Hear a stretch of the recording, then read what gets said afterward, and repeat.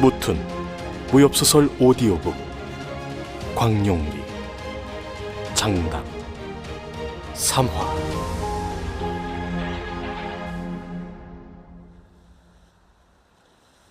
그런데 그가 막 사자탄에 뛰어들려고 했을 때였다.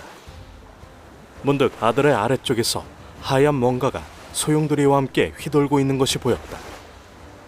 처음에는 사자탄에 산다는 괴물인가 싶었다. 슬은 이충량은 허리에 칼을 빼들고는 괴물이 소용돌이를 따라 돌다 자신 쪽으로 다가오기만을 기다렸다. 뛰어들더라도 괴물부터 처치하지 않으면 위험만 더할 뿐이라 생각한 것이다. 그러나 곧 모습을 드러낸 그것은 괴물이 아니었다. 매끈한 주둥이를 가진 그것은 뜻밖에도 하얀 줄이 그어진 돌고래였다. 어? 이충량이 눈을 휘둥그렇게 뜬 순간 금방이라도 소용돌이 가운데로 빨려들 것 같던 아들의 몸이 쑥 위로 올라왔다. 돌고래가 아들의 엉덩이를 받쳐 위로 들어올린 것이다. 돌고래의 주둥이를 꼭 잡은 아들도 놀랐다기보다 얼떨떨한 표정을 짓고 있었다. 그날 이후부터는 굳이 자신이 물의 흐름에 대해 가르칠 필요가 없어졌다. 아들은 매일같이 돌고래와 함께 놀았는데 최소한 물에 대해선 돌고래가 자신보다 훨씬 훌륭한 스승이었던 것이다. 내가 생각해도 어이가 없었지. 이충량은 피식 웃으며 절벽 아래쪽을 훑어보았다. 그런데 뱀장어 새끼가 보이지 않는군. 아들의 친구 중에는 길이가 7장이나 되는 바다뱀도 있었다. 심해에나 산다는 그놈이 어떻게 아들의 친구가 된 건지는 그도 알지 못했다. 그리고 그는 아들에게 얼마나 많은 바다의 친구들이 있는지도 정확히 몰랐다. 다만 아들이 해가 다르게 강해지는 것을 보고는 그것이 바다의 친구들 때문이라는 것을 어렴풋이 짐작할 뿐이었다. 물론 섬 뒤쪽 절벽 밑의 삶도 영향을 미쳤을 테지만 그보다는 바닷속의 비밀이 더 큰 영향을 미쳤을 것 같았다. 아무래도 그 후에 사자탄에서 만년금구의 내단 같은 거라도 얻은 모양인데 미리 알았으면 내가 더 신경 써서 약효를 최대한 끌어올렸을 거 아니야. 자식, 말해주면 어디가 덧나나? 뭐 말해주지 않았다고 해서 크게 서운한 것은 없었다. 다만 조금, 아주 조금 야속할 뿐이었다. 자식, 2개 얻었으면 나도 하나 주지. 좌우간 이충량은 아들이 탄 배가 정안도에 가려 보이지 않는데도 한참 동안이나 그곳을 떠날 줄 몰랐다. 갑자기 마음이 텅 빈 듯 허전해졌다. 바닷바람이 몸을 뚫고 그대로 지나가 버리는 기분이었다. 제길, 이럴 줄 알았으면 좀 더 부드럽게 대해줄걸. 하지만 그러한 마음도 잠시 이충량은 하늘을 바라보며 빙그레 웃었다. 뭐 잘 지내겠지. 나도 진짜 실력을 제대로 알 수 없을 만큼 강한 아이니까. 그때 멀리서 누군가의 목소리가 들렸다. 환희 아버지! 이충량의 얼굴에 핀 웃음꽃이 더욱 밝아졌다.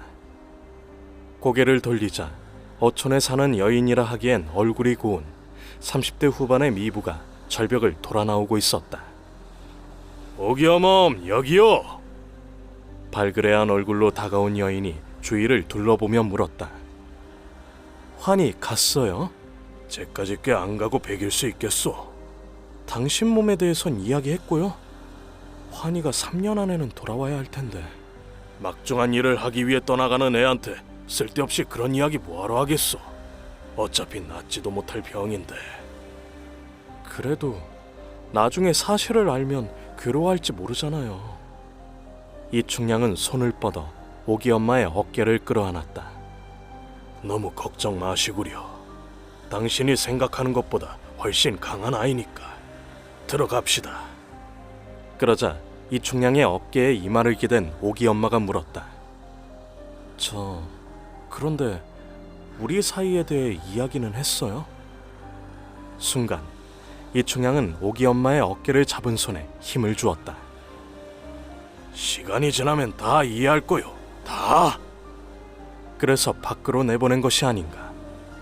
강호에 나가서 오기보다 예쁜 여자들을 본다면 놈도 생각이 달라지겠지.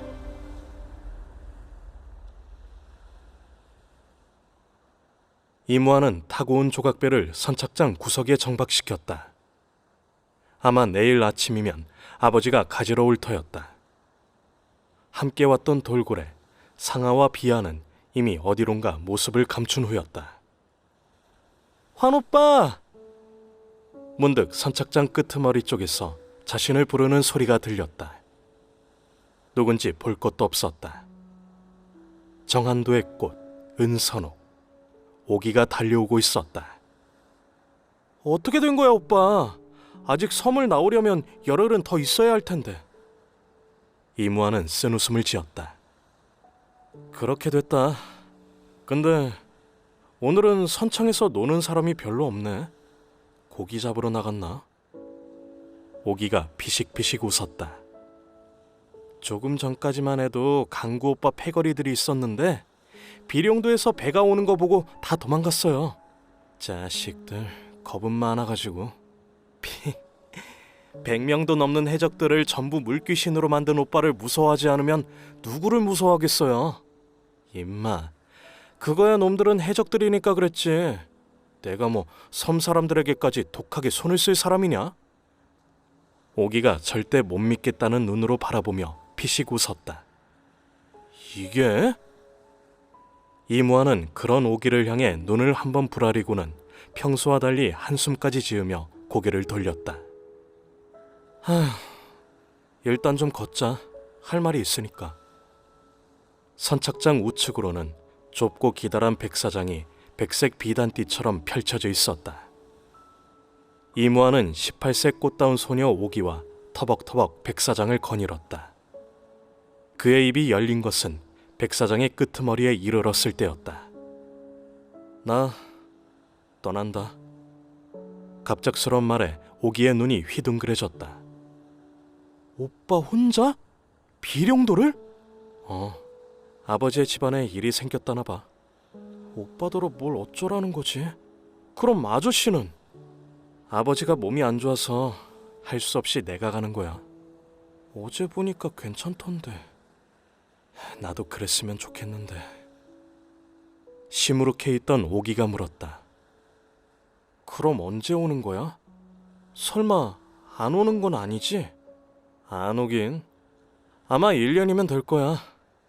아무리 대륙이 넓다 해도 내가 마음 먹고 달리면 하루에 1000리도 더 가는데 뭐. 오빠, 나도 함께 가면 안 될까? 나 놔두고 가는 게 걱정되지도 않아? 발딱 고개를 쳐든 오기가 간절한 눈으로 물었다. 아버지에게 이것저것 잡다한 무공을 배운 오기다. 정한도의 장정들 중 오기를 욕심냈다가 거꾸로 오기에게 두들겨 맞지 않은 사람이 없을 정도다. 그런 만큼 오기의 안전은 걱정될 것이 없었다. 적어도 정한도에서는. 그러나 강호는 다르다. 아버지 같은 고수도 죽어라 도망쳐야만 했던 곳이 바로 강호인 것이다. 비록 그것이 20년 전 일이고 아버지가 약했을 때의 일이라지만 그렇다 해도 그때의 아버지가 현재의 오기보다 10배는 강했다. 안 돼. 강호는 굉장히 위험한 곳이거든. 가보지도 않았으면서. 가보지는 않았지만 아버지가 하도 말해서 천하가 다 내 머릿속에 있는데 뭐. 오빠하고 함께 다니면 좋을 텐데. 무슨 생각을 하는지 들뜬 목소리다. 걸음을 멈춘 이무환은 물끄러미 오기를 바라보았다. 오기의 커다란 눈이 진주처럼 맑아 보인다. 연분홍잎 입술이 분꽃처럼 화사하다. 뽀얀 뺨이 발그레하니 달아올라 복숭아 향기가 나는 것 같다. 오기를 보는 것만으로도 이무환은 심장이 쿵쿵거리며 귀청을 울렸다. 오빠 왜 그래? 발그레한 얼굴로 더듬더듬 입을 여는 오기의 눈이 가늘게 떨렸다. 유난히 기다란 속눈썹도 덩달아 떨렸다. 오늘도 내 입술에 뭐 묻었어? 뭔가 기대감에 부푼 표정을 하고 있는 오기의 입안에서 새큼한 과일 향이 나는 것 같다. 조금? 오빠가 또 닦아주려고? 이무아는 자신도 모르게 고개를 숙였다. 알았어. 그럼 닦아줘.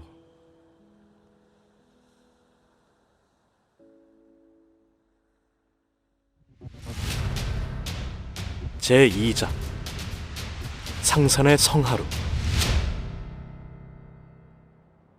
아버지가 어머니를 만난 것은 고룡성의 추적을 피해 도망다닌 지 3년이 지나 항주에 머물 때였다. 몸을 숨기기 위해 이름을 감춘 채 항주 제일장 거문장의 몸을 위탁했는데 어머니는 바로 그곳의 외동딸이었다. 아버지 말로는 어머니가 아버지의 나이답지 않게 묵직한 태도를 보고 한눈에 반해버렸다고 했다. 물론 다 믿지는 않지만. 그런데 아버지가 거문장의 몸을 위탁한 지 1년, 거문장이 발칵 뒤집히는 일이 벌어졌다. 아버지와 어머니의 관계가 거문장주 사마추경에게 알려진 것이다.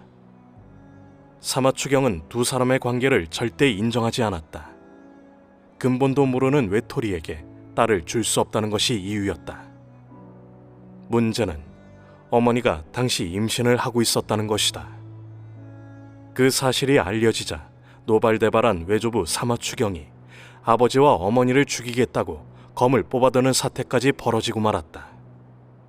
물론 어머니까지 죽이지는 않았을지 모르지만 그때만 해도 정말 죽일 것 같은 분위기였다고 했다. 아버지는 하는 수 없이 임신한 어머니와 함께 야반도주를 감행하는 수밖에 없었다고 한다.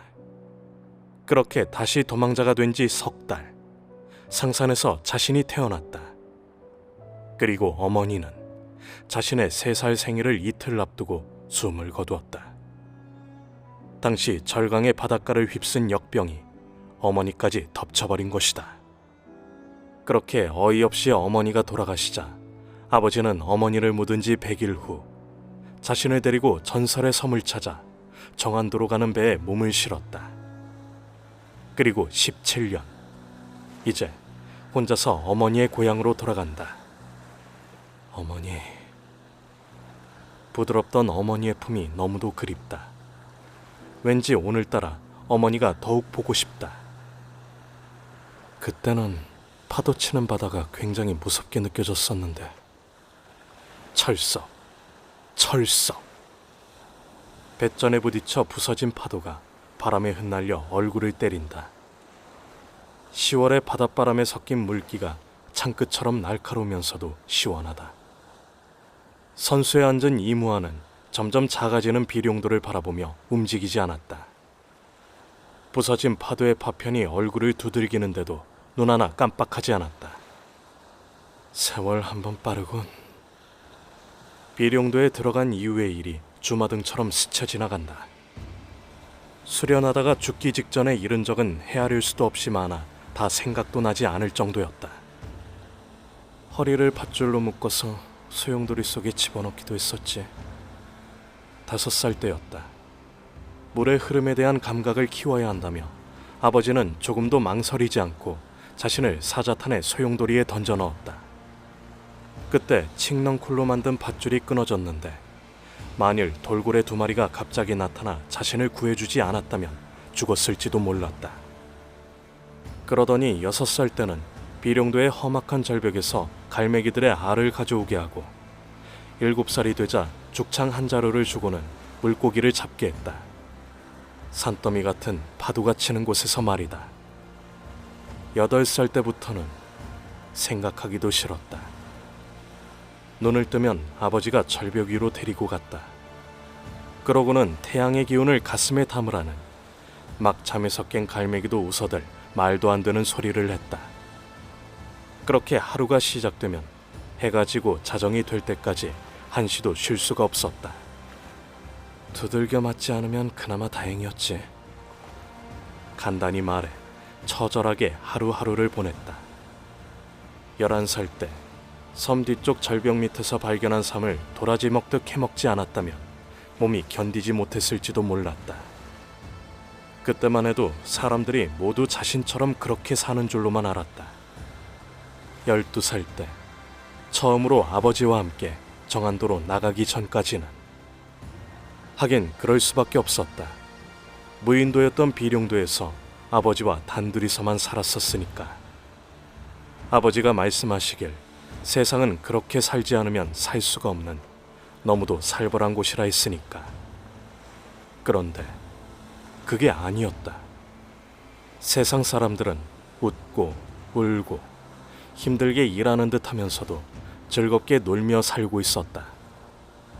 그들은 하루에 몇 시즌씩 물에 젖은 목도를 휘두르지도 않았고 100근이나 나가는 돌을 등에 지고 2시즌을 견디지 못한다고 두들겨 맞지도 않았다.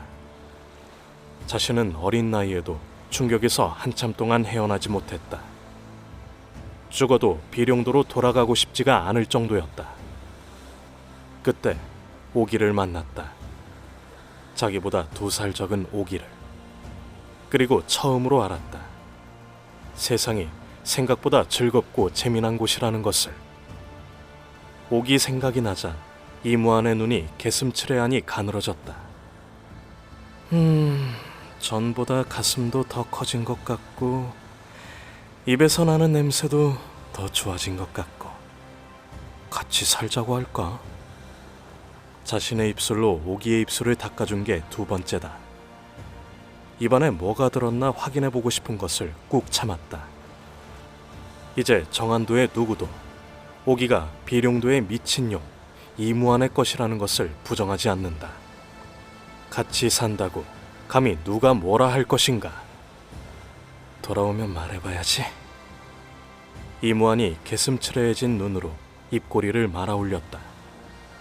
그때였다. 뭔가가 배 옆으로 쏜살처럼 접근했다.